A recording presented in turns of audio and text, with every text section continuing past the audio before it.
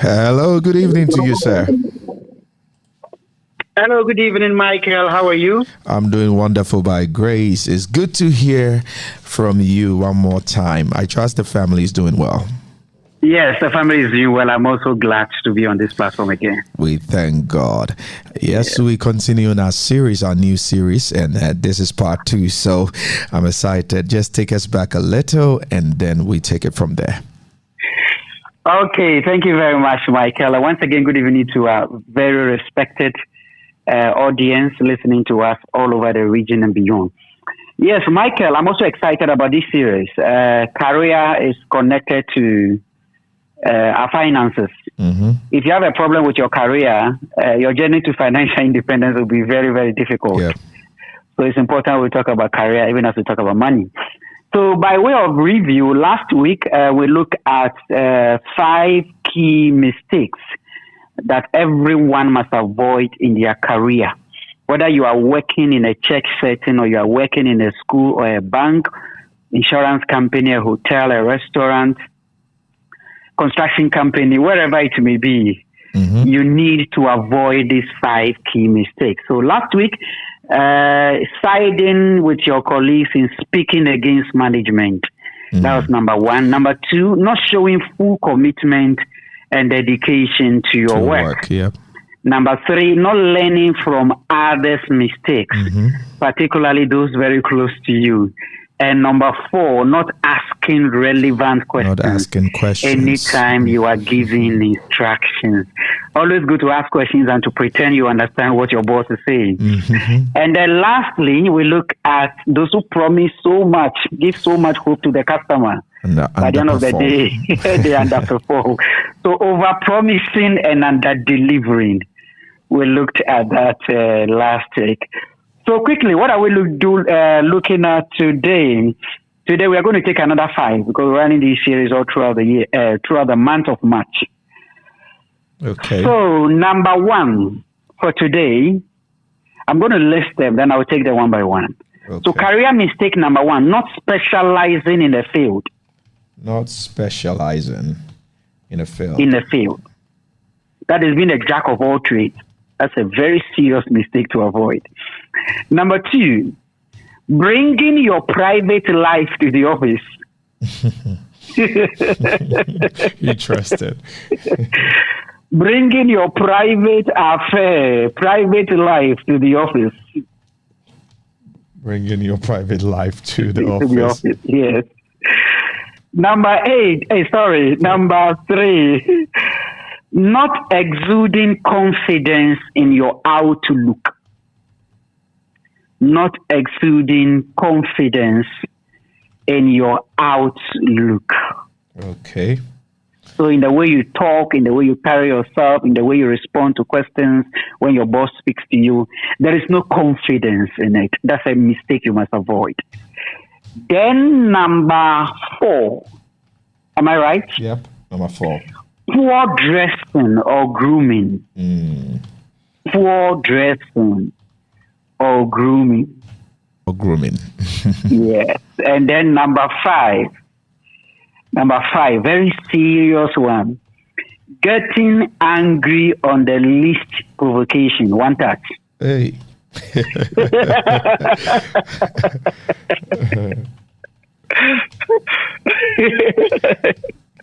Easily provoked. Getting angry on the least provocation. That's a corporate one touch. Telephone, no way. 0 tolerance for nonsense in the office. It's a mistake you must avoid because it can cost you your job. It can cost you opportunities. Anyway, Michael, let's begin by looking at them one after the other. So number 1 is not specializing in the field. Not specializing in the field. Michael, the secret is this. People who specialize are paid more, they are in high demand, they get greater opportunities more than those who are general practitioners. Yeah. There is a saying that jack of all trades, master of none. Jack of all trades, master of none. Now, the more specialized a person becomes, the more valuable they are. That's according to Robert Kiyosaki. The more specialized a person becomes, the more valuable they are. That's according to Robert Kiyosaki.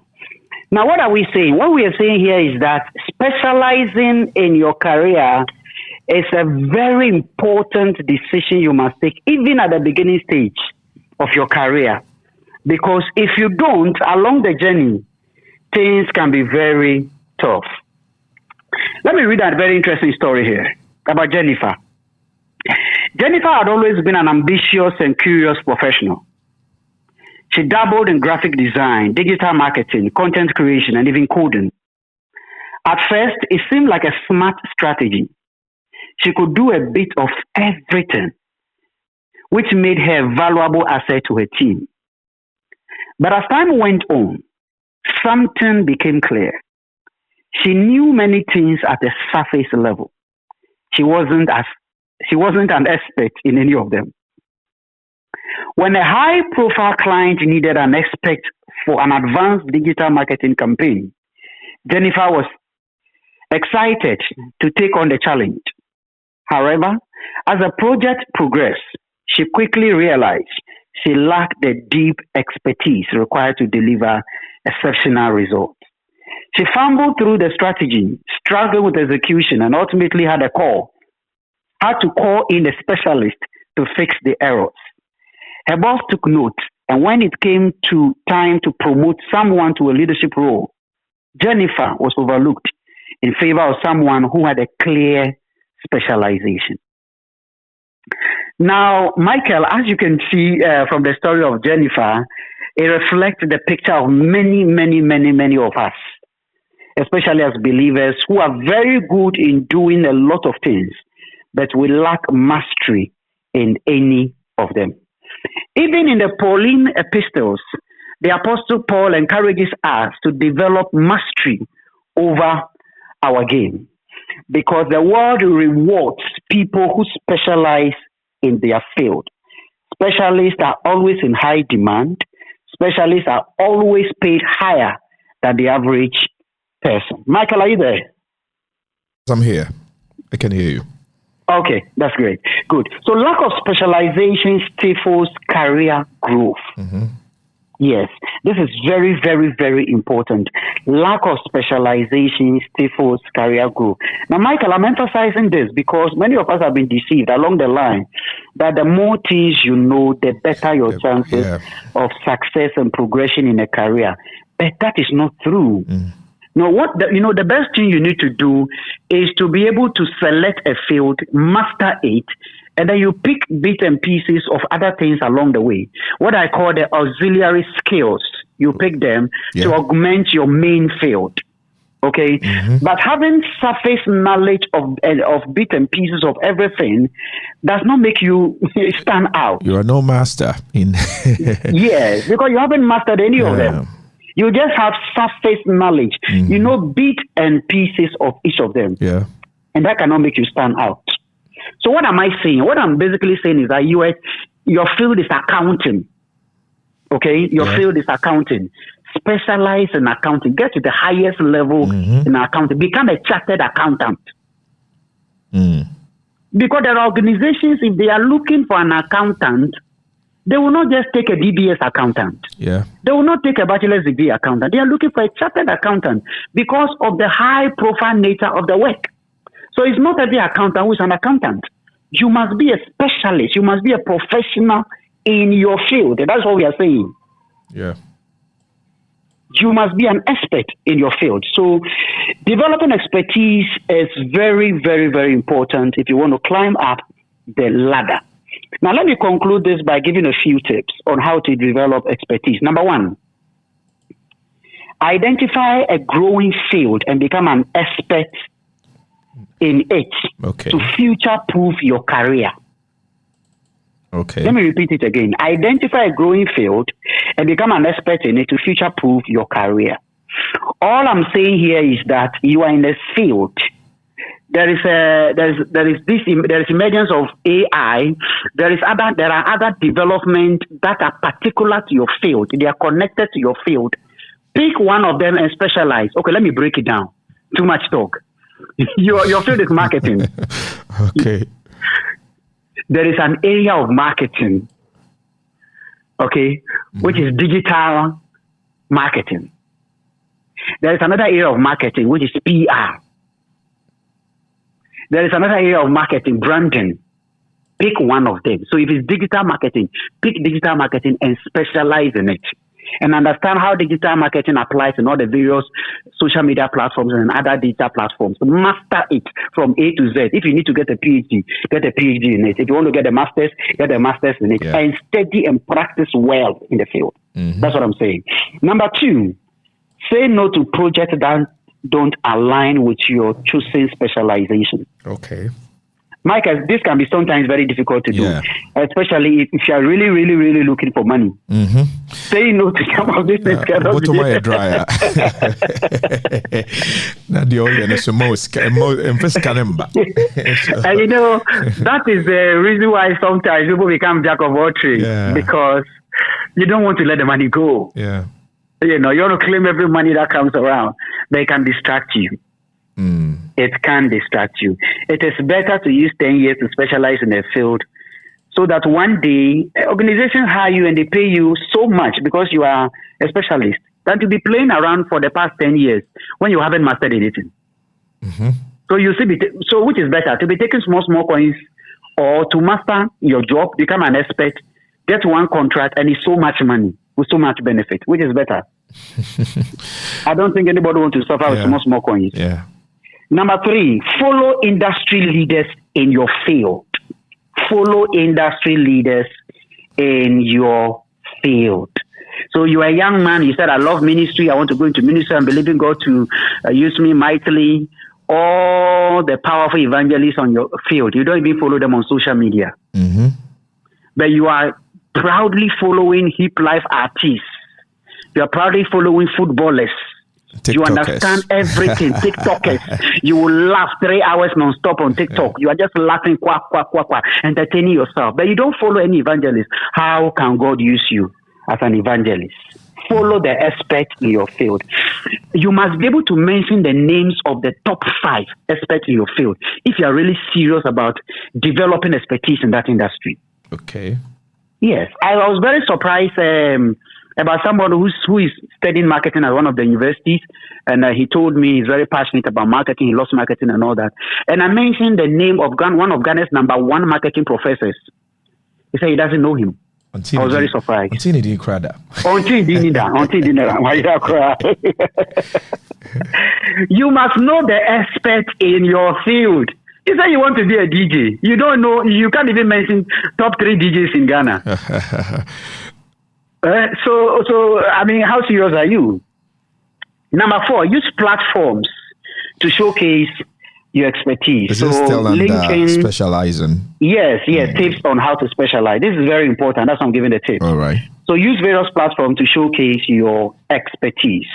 So let the world know what you can do by using the various platforms that are available, social media and other platforms. Then number 5, keep refining your skills. Mm-hmm. Keep refining your skills. What do I mean? Look for opportunities to showcase. Yeah. Let the world see what you have and what you can offer. That is very, very important. So mistake number 1 that people make a lot. Many people make it. Some have made it for 30 years, others for 20 years. They've been working in the banking sector for 30 years. And they've not specialized in anything in banking. Yeah. Yes, they've not specialized in anything. If you ask them, what have you done? I just worked in the banking sector for 30 years. In which department? What? They can't tell you anything. Beat and piece. They say, oh, I did marketing small, I did this one small, I did this one small. No, you can't be a major player with that. Number 2, mistake to avoid. Career mistake to avoid. Bringing your private life to the office. Bringing your private life to the office. It's a big one. Yes, bringing your private life to the office. Now, let me start with this story. Anna was a talented project manager with a bright future ahead of her. She was great at her job and had good relationship with her colleagues and was respected by leadership. But Anna had one major flaw. She couldn't separate her personal life from her work life. When she had relationship troubles, her mood would soar and she would snap at her colleagues. If she had a fight with a friend, she would vent to whoever was nearby, often making her coworkers uncomfortable. Even on good days, she spent more time discussing her personal problems than focusing on work. Over time, her professional reputation suffered. Her colleagues started avoiding her. Her manager noticed that her productivity had dropped. When the leadership opportunity arose, Hannah wasn't considered. Why? She had allowed her personal life to overshadow her professional responsibility. Okay, can you imagine that? We all have problems. Yeah. We are all going through problems. In fact, at every point in time, somebody in the office is going through something. Somebody is having problem with a girlfriend. Somebody is having problem with a wife. In fact, probably that morning before the MD even came to the office, the MD had serious exchanges with the wife or husband. Most of the tellers who sit at the bank that we go to cash from them and they smile to us, we have no idea what they go through in the morning before coming to sit there. Everybody has got an issue. But when you go there, they smile to you. Hello, you are Nelson, you're welcome. How can I help you? You know, I was jokingly telling my wife the last time that growing up, I didn't know that most of these flashy people that will go to the bank and see them and all that. When I was young, I used to think that all of them, were rich, they were driving big cars and things. So as time goes on, I was seeing some of these people from the bank. Some of them were going to take trotro and things. I got disappointed. That's like that's childhood thinking, kind of thing. But all I'm trying to say is that everybody's going through something. Yes, no matter how big your problems are, somebody's problem is even much bigger than yours. So you can't come to the office and sit down with Kweku, tell Kweku about all the issues you're going through, your marriage. Use break time, 2 hours of break time, to talk to Michael about the challenges you're having in your relationship. You're destroying your career. You're destroying your career. A time will come, people will get tired of you. Once they see you come into the office, they will pretend they are busy because they don't want to listen to your stories. And Michael, this is very common in most of our offices. Yeah. It's a very, very, very common thing. There are people who cannot keep their private life to themselves. They always want to speak about whatever they are going through for people to hear them. And the sad thing is that they talk to people they call their close friends and best friends and think that the matter ends there. But before you leave the presence of your friend, your matter is out there in front of Daily Graphic. And everybody hears your case. So what am I saying? I am saying that when you have problems in the house, leave the problems in the house. When you come to the workplace, pretend and work as if everything is fine. Yeah. When you go back to the house, you can go and take your pillow and cry. But don't bring your tears to the office. If you do that, no matter how much you pray, you can't have a good case with your boss when it comes to promotion and productivity. Let me provide some tips on how to do this well. Okay. So how do you manage your private and professional life? Number one, keep personal phone calls brief and private. You are in the department. Your boss is ringing the phone, calling you. You've been on the phone for 30 minutes, arguing over someone on something that happened in the house yesterday. Your boss has sent an email. You couldn't check it because you are seriously talking to someone on the phone. Keep personal phone calls in the office brief and private. Number two, if you are dealing with stress, take deep breaths or step aside for a moment rather than venting at your desk. So you are going through serious stress, financial stress. You are owing, you are in debt. You are going through serious problem in ministry. As a pastor, you are working at the bank. The ministry is really taking a toll on your life. Serious stress. Problems with associate pastors and choristers are giving you hard time. If you go to the bank, don't carry your ministry issues there. Keep them private. Choristers in their heart, Number three, keep conversations light and professional during work hours. Keep conversations light and professional during work. Don't talk in the office like you are in your house. Even the office, the way you laugh, there's a way you laugh. You are supposed to laugh in the office. Don't laugh and talk and crack jokes. Or relax your hit wolf, you know. Yeah, that's true. Don't be too relaxed.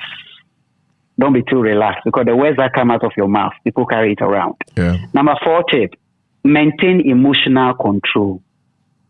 Maintain emotional control. Don't let a small, minor mistake dictate how the rest of the day will be.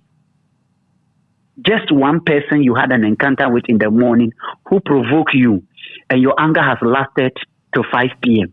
When you go to the house, you transfer the anger to your wife and your husband and children. You even took the anger to bed. Woke up the next morning, you could still remember what happened the next day. No. No. Have emotional control. Don't let people ruin your day. Number 5, if a personal crisis arises, consider taking a day rather than bringing stress into the office. If you think it is too much for you, you can't handle it. You can talk to your boss, probably stay away for maybe some 1 or 2 days, and then just to put yourself together. Michael, as simple as these things may look, it is not easy to do. And I would also want to say that people must seek advice when they are in situations like this. They must seek professional advice from licensed counselors, so that they will coach you on how to do this. Because you may be very good, you may have all the qualifications, but the fact that you can't handle some of these things well can cost you lifetime opportunities. The next one is not exuding confidence in your outlook. Not exuding confidence in your outlook. So here, what are we saying? Basically, what we are saying here, Michael, is that, you know, you can, I don't know if you remember school days. People who are in class, they have all the answers, they know everything. Very Teacher smart. will ask questions. The only problem, how to lift up their answer and answer the question. But they know the answers. No comfort. I said no confidence. Their confidence is not there. They don't have the confidence. You know, others also, for the fear that when they say the answer and is wrong, others, for the fear that people will laugh at them, they will never say it. And Michael, unfortunately, many of us have grown with this kind of behavior. How can you attend a meeting, a management meeting, and you just start quietly throughout? Your boss actually has to force you before you say something. Then you are not ready for promotion. You are not ready for any. How? Serious meeting. You go and sit down. No contribution. No idea sharing. No question. Nothing. No question. You just go and sit down and be looking into people's faces. Then you close. You go. The most annoying thing is that when you get to your own house, you speak freely and shout. But when you need to speak, you don't speak. Lack of confidence. Lack of confidence can cost you your career. Michael, have you seen somebody who's very confident but doesn't know anything? Oh, very empty. Sometimes they steal opportunities from those who know all stuff. But they are very timid. They cannot talk. They cannot speak. They know the answers. They have the strategies. They have the ideas. But just to open their mouth and talk, they cannot do it. We read people's confidence in a lot of ways. Sometimes the way people even dress and come to the office, the way they carry themselves, their confidence. The way people carry themselves, it shows their confidence. The way people communicate shows their confidence. So you must exude confidence in every form, in your dressing, in the way you talk, in the way you walk, because these things are considered when it comes to promotion and giving you opportunities. A few tips on how to do this, how to carry yourself confidently. Number 1, before entering a meeting, take a deep breath and remind yourself that your ideas are valuable and be confident about your ideas. Number 2, record yourself speaking to identify areas where you can improve your tone and delivery. There are people who cannot speak in public. We have to face the truth. Practice speaking to yourself. Use the mirror in your room. Speak to yourself, make presentations to yourself over and over again. Because all these things of going to all night and praying and going to prophet and pastors, laying hands on you for promotion and increase and all that, they won't come in a vacuum. your boss, your wicked boss, that your wicked boss had a meeting, he has to go and make a presentation to a company, he couldn't make it, he was busy. And he handed over the opportunity to you to go and make the presentation. And you told your boss that, I've never done it before. Every time they give you opportunity, I've never done it before. I am shy. I can't do it. Then you are not ready for God's blessing. Yeah. Because the promotions and the blessings of God, they come through these things. Yep. So as far as you're avoiding them and you tell your boss, I can't go and make the presentation, I don't know how to talk, all kinds of excuses. Man of God, this is a challenge of so many people. You are talking to somebody that has been through this phase for a long time. So I really understand. And it's a dangerous place to be, having no confidence at all. You lose so many opportunities, so many. Yes, and that's why it's important that we highlight some of these things for our people. It's very important. I mean, God has not given us the spirit of fear. Yeah. So we, as believers, we must understand that the confidence that we have spiritually must reflect in other areas of our lives. The next point is to challenge yourself to make at least one contribution in every meeting. I want to repeat this again. If you have a problem with fear, lack of confidence, please, every meeting you attend, try and speak. Try and speak. Don't sit throughout the self-refreshment. You take your refreshment and you go back to your house with all your wonderful ideas. Please open your mouth and talk. Surround yourself with confident people. Confidence is contagious. Confidence is contagious. If you move with timid people, you become timid. If you move with confident people, you will also become confident. The Bible says, he that walks with wise men will become wise, a companion of fools will be destroyed. Point number 5. You must walk by faith. 4. Is that number 4? Number 4. Okay, tip number 4. You must walk by faith. You must walk by faith. What that actually means is that sometimes you are not just sure of the contribution you want to make. You know, I made a mistake. I thought maybe you were going to the next point. So no, I'm still on how to develop confidence. I'm still on that. Yeah. So that should be tip 5. I'm giving tips. All right. TIPS. So walk by faith. So what I mean by that is that there are times that you're not really sure and confident about your point and your ideas and all that. But as a Christian, you pray, you believe God by faith. So you must act out your faith by sharing what you have, even if it is wrong. I mean, fear shouldn't cripple you from sharing your ideas and your concept that you have with other people. That's basically what I'm saying. And faith plays a very important role in this regard. The next mistake, career mistake, poor dressing or grooming. Poor dressing or grooming. You can't expect to make a good impression if you don't take care of your appearance. Poor grooming is a reflection of poor self-respect. That is a quote by an unknown person. People may not know you, but they will always remember that guy who likes dressing very well. That lady who is always smartly dressed.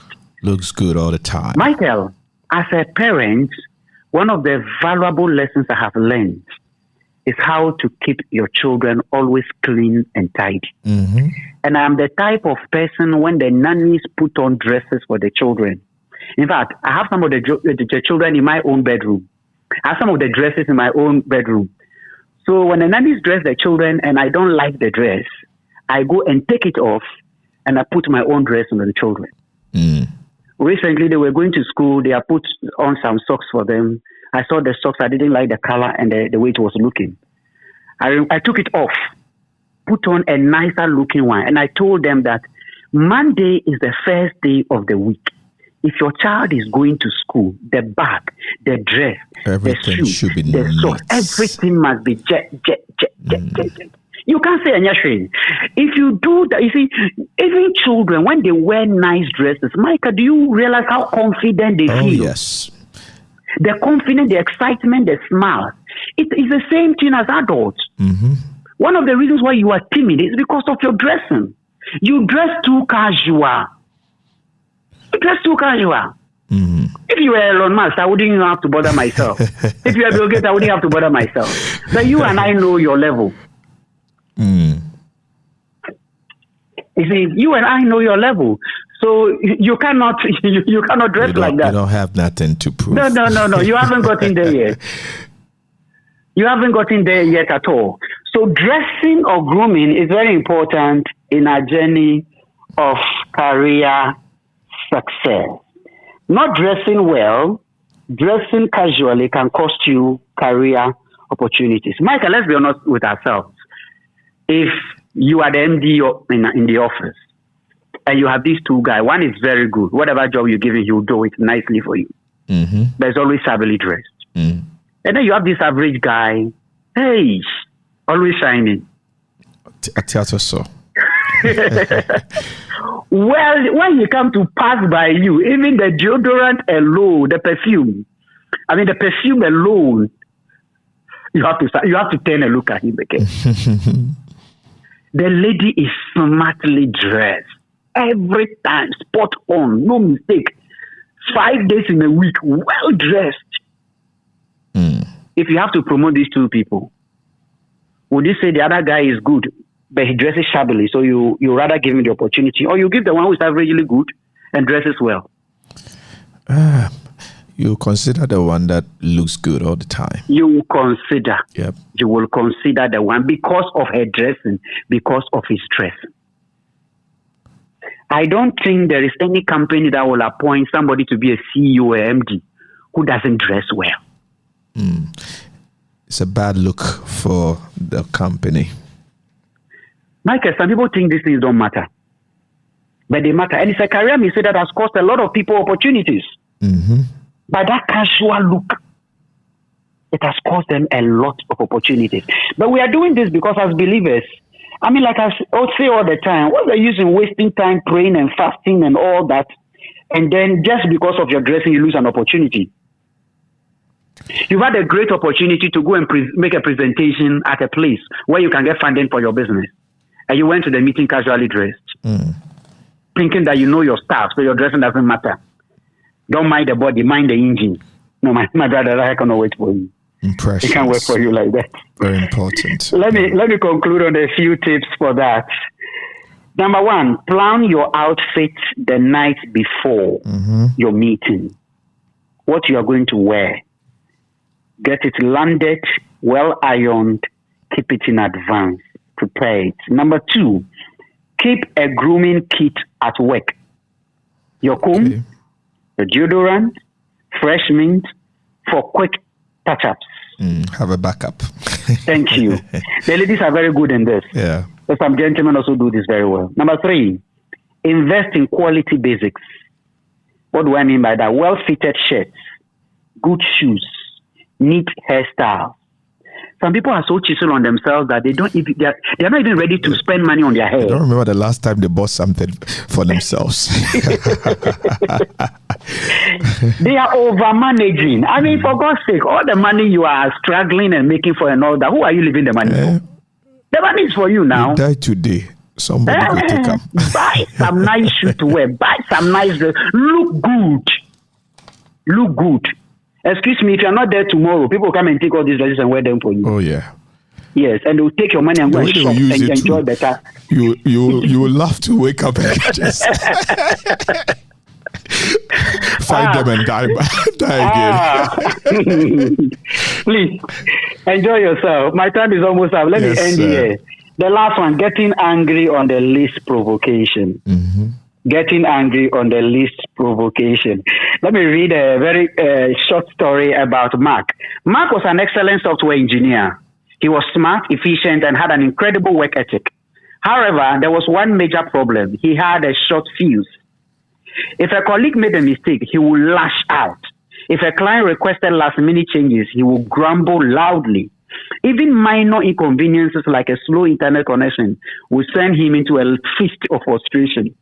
One day, during a routine team meeting, a junior colleague misunderstood Mark's instructions and asked him to clarify. Instead of calmly explaining, Mark snapped. Do I have to spell everything out for you? Can't you think for yourself? The room went silent. and his manager took note. Over time, Mark's reputation suffered. No one wanted to work with him. Clients found him difficult, and when an opportunity for promotion arose, leadership chose someone else. Someone who, while perhaps less skilled than Mark, was easier to work with. That's when Mark realized that his temper was costing him more than just workplace relationships. It was stalling his career. Michael, we can't talk about this enough. Anger will damage your relationships at the workplace. Anger will prevent you from getting promoted. Anger will prevent your boss from liking you. Anger will prevent your colleagues from refusing to work with you. Anger can destroy great career opportunities. How do you manage it? Number one, take a deep breath before responding to frustrating situations. Number two, if possible, walk away from the situation for a few minutes to calm yourself down. Yeah. Number three, use humor to diffuse the tension. Just say something that can create laughter. The last one, seek feedback from trusted colleagues on how you responded the last time. So talk to colleagues about how you respond to situations, and they will offer advice on how you can become better. So Michael, the 5 career mistakes for the day. Over to you.